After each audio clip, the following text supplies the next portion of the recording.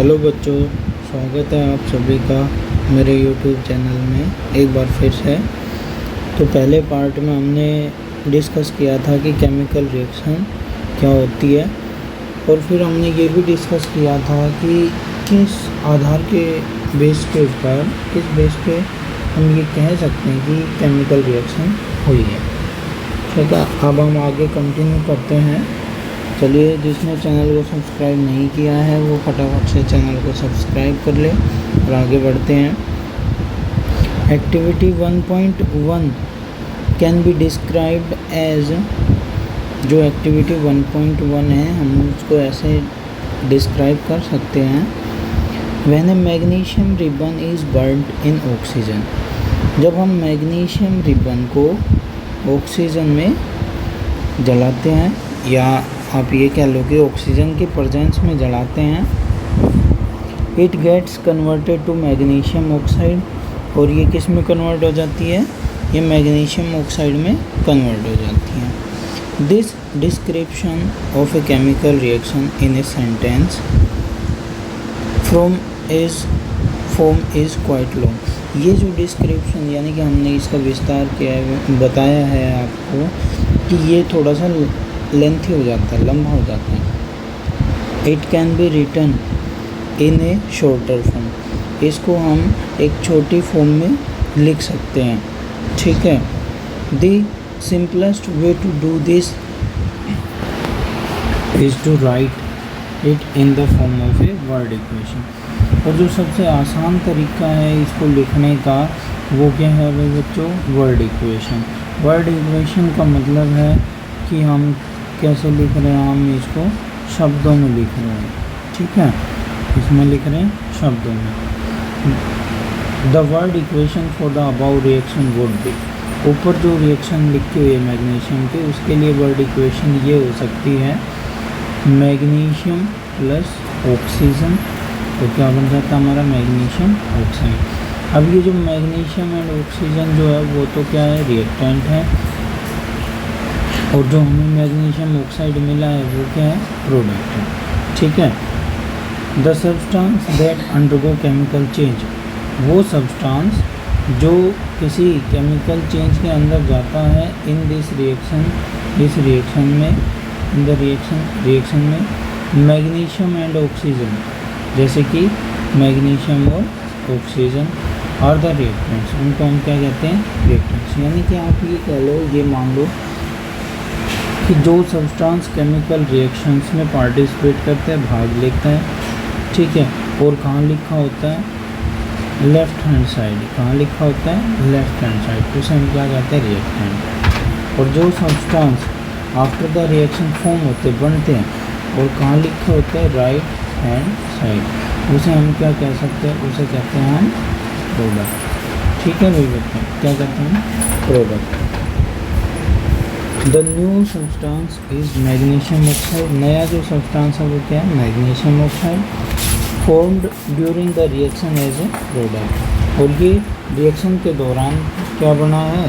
Product बना है। A word equation shows change of reactants to products. एक जो वर्ड इक्वेशन जो है वो ये शो करती है कि रिएक्टेंट्स किस में कन्वर्ट हो गए? प्रोडक्ट में। Through an arrow placed between them, और उन दोनों के बीच में एरो लगा के, जैसे देखो ये यहाँ पे एरो लगी हुई है। ठीक है, the reactants are written on the left hand side, जो रिएक्टेंट्स हैं उनको हमेशा कहाँ लिखते हैं? Left hand side, with a plus sign, और किसके साथ? प्लस के साइन के साथ, between them. Similarly products are written on the right hand side, ऐसे ही प्रोडक्ट्स को हम राइट हैंड साइड लिखते हैं विद ए प्लस साइन, इसको भी प्लस साइन से लिखते हैं। जैसे दो या दो से ज़्यादा कोई हमारे प्रोडक्ट बनते हैं तो भी हम किसकी मदद से लिखते हैं? प्लस साइन की मदद से लिखते हैं। The arrow head pointed towards the product, और जो एरो का जो हेड होना चाहिए, ठीक है, एरो का ये देखो यहाँ पे ये जो हेड है एरो का, ये किसकी तरफ होना चाहिए? प्रोडक्ट की तरफ होना। And shows the direction of the reaction, ये क्या बताता है? ये रिएक्शन की डायरेक्शन बताता है कि ये लेफ़्ट हैंड साइड से कहाँ गई है, ये गई है राइट हैंड साइड। ठीक है, आगे देखिए, राइटिंग ए केमिकल इक्वेशन। तो केमिकल इक्वेशंस को कैसे लिखते हैं? Is there any other shorter way for representing chemical equation? क्या जो हमने वर्ड इक्वेशन लिखी है उससे भी कोई छोटा तरीका है जिससे हम इन इक्वेशंस को लिख सकते हैं? ठीक है सर, भाई छोटा तरीका क्या है? Word equation. क्या वर्ड इक्वेशन से भी कोई छोटा तरीका है भाई बच्चों? वर्ड इक्वेशन से भी क्या कोई छोटा तरीका है? देखिए, chemical equations can be made more concise and useful if we use chemical formula instead of word. हम केमिकल रिएक्शंस को ज़्यादा नॉलेज देने वाले और ज़्यादा यूजफुल बना सकते हैं। किसका यूज़ करके? हम जो वर्ड है उनकी जगह किसका यूज़ कर सकते हैं? फॉर्मूले का यूज़ करें। ए chemical equation represent a chemical reaction. एक केमिकल इक्वेशन जो है वो किसको रिप्रेजेंट करती है? केमिकल रिएक्शन को। If you recall formula of magnesium oxygen and magnesium oxide, अगर आप याद करेंगे जो फॉर्मूला है मैग्नीशियम का और ऑक्सीजन का और मैग्नीशियम ऑक्साइड, ठीक है, the above word equation can be written as, जो ऊपर वाली जो वर्ड इक्वेशन है उसको हम ऐसे लिख सकते हैं। ठीक है, count the number of atoms. अब नंबर ऑफ एटम को काउंट करो। यहाँ देखो मैग्नीशियम का एक एटम है, यहाँ ऑक्सीजन के 2 एटम है। ठीक है, और इस साइड जो मैग्नीशियम है वो एक है और ऑक्सीजन भी एक है, इसका मतलब एक ऑक्सीजन कम है। ठीक है, count and compare the number of atoms of each element on the left hand side and right hand side of the arrow. भाई दोनों तरफ लेफ्ट हैंड साइड और राइट हैंड साइड एरो के दोनों तरफ काउंट करो। Number of atom, is the number of atom of each element same on the both side. क्या जो नंबर ऑफ एटम है दोनों साइड सेम है? नहीं भाई, हमने अभी चेक किया है कि नहीं है। ठीक है,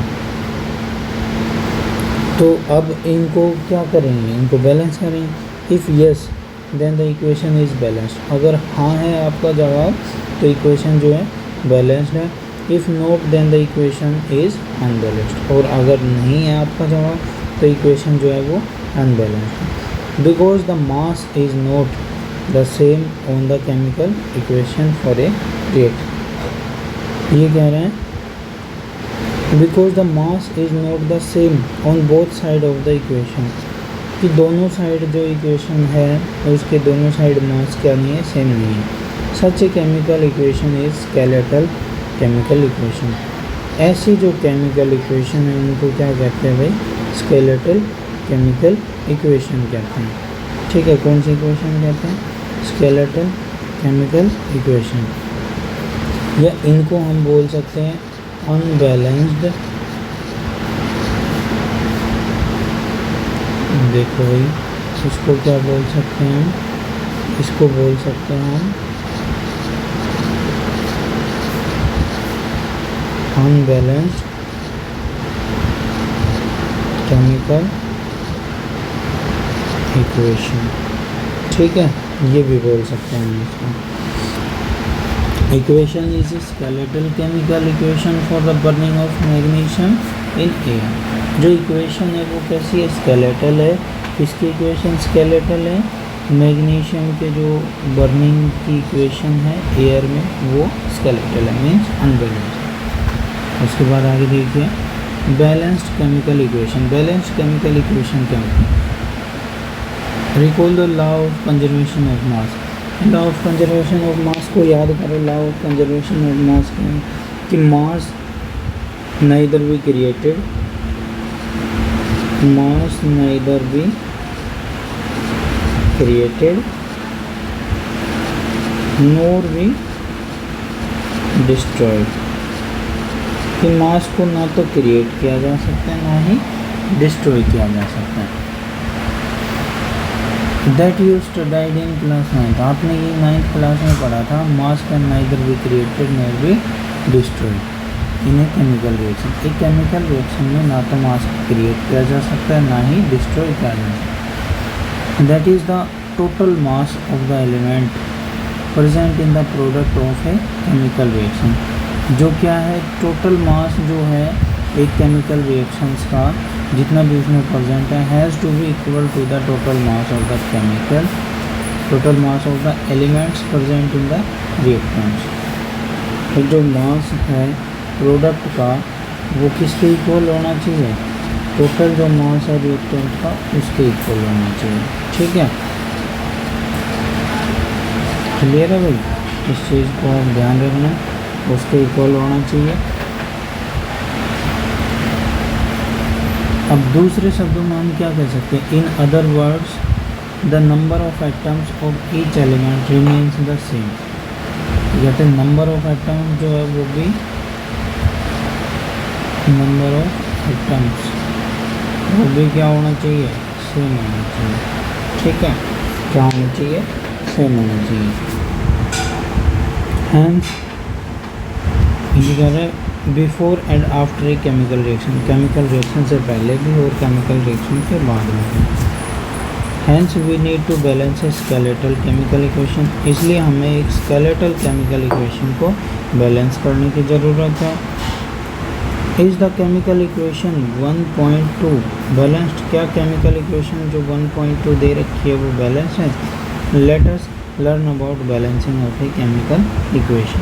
चलिए हम सीखते हैं केमिकल इक्वेशन को बैलेंस करने के बारे में। The word equation for activity 1.3 में भी रिप्रेजेंटेड एज, जो एक्टिविटी हमने 1.3 परफॉर्म की थी उसकी जो वर्ड इक्वेशन है उसको लिख सकते हैं हम zinc plus sulphuric acid, zinc sulphate plus hydrogen. जब जिंक और सल्फ्यूरिक एसिड ये दोनों रिएक्टेंट हैं, ये दोनों प्रोडक्ट हैं।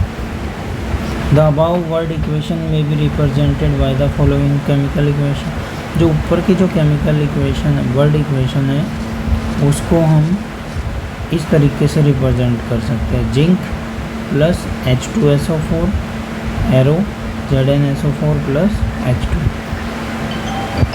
Let us examine the number of atoms of different element on the both sides of the arrow। भाई जो एलिमेंट है एरो की दोनों साइड उनको एग्जामाइन करते हैं। जिंक चेक करते हैं तो जिंक है इस साइड 1, ठीक है भाई, ये 1 है, ठीक है, और इस साइड भी कितना है, 1 ही है। इधर हाइड्रोजन 2 है, इधर भी 2 है। SO4 जो है सल्फ़र 1 है, यहाँ भी 1 है। ऑक्सीजन 4 है, यहाँ भी 4। इसका मतलब दोनों साइड जो चीज़ें हैं वो क्या है, इक्वल है। इक्वल है तो ये कैसी है, ये बैलेंस्ड केमिकल इक्वेशन। ठीक है भाई। As the number of each elements is the same on both side of the arrow, arrow के दोनों साइड जो नंबर ऑफ एलिमेंट है वो सेम है, इज़ बैलेंस्ड केमिकल इक्वेशन। इसलिए ये क्या है, एक है balanced chemical equation. Let us try to balance the following chemical, इस केमिकल इक्वेशन को आप बैलेंस करने का ट्राई करिए। ठीक है, तब तक के लिए इंतज़ार कीजिए नेक्स्ट वीडियो का, और ये आपका वर्क रहेगा कि इसको बैलेंस करो। आगे फिर नेक्स्ट वीडियो में हम देखते हैं। चैनल को सब्सक्राइब ज़रूर कर देना ताकि कोई भी नई वीडियो आए तो उसका नोटिफिकेशन आपको सबसे पहले मिल जाए। Thank you.